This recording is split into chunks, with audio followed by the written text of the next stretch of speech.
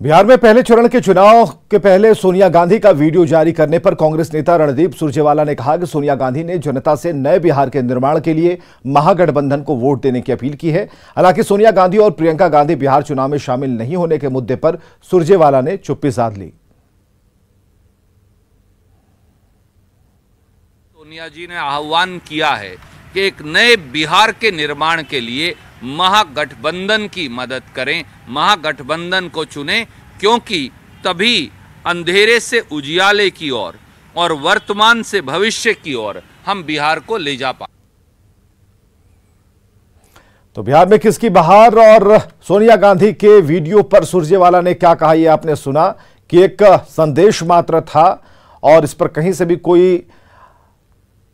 कुछ चीजें जोड़ी नहीं गई हैं। साफ तौर पर है कि जो मतदाता हैं वो वोट करें और सोनिया गांधी ने कहा है कि एक नई सरकार बनाने में अपनी सहभागिता दें। और चलिए सीधे आपको बड़ी खबर की तरफ रुख कराते हैं, न्यूज रूम लिए चलते हैं। बिल्कुल विवेक, और बड़ी खबर आ रही है गया से, जहां पर आईईडी बम को डिफ्यूज कर दिया गया है। 3 जगहों पर आईईडी बम की बरामदगी हुई थी जिसे डिफ्यूज कर लिया गया है।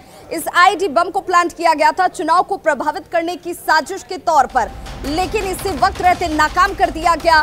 मंजरी, परसाचुआ और आंजन के पास बम की बरामदगी हुई थी और फिलहाल बड़ी खबर यह कि इन सभी आईईडी बमों को डिफ्यूज कर दिया गया है। इमामगंज विधानसभा क्षेत्र से आईईडी बम की बरामदगी हुई थी। कल पहला चरण का चुनाव और उससे पहले नक्सलियों की तरफ से इस साजिश को अंजाम देने की कोशिश की जा रही थी, लेकिन वक्त रहते इसे नाकाम किया गया और बमों को डिफ्यूज कर दिया गया। एक्सक्लूसिव तस्वीरें आपके टीवी स्क्रीन पर।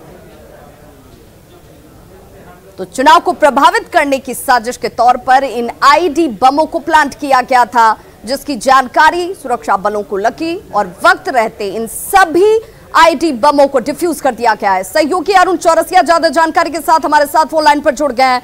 अरुण, एक बड़ी कामयाबी भी से माना जाएगा और चौकसी बेहद सतर्क।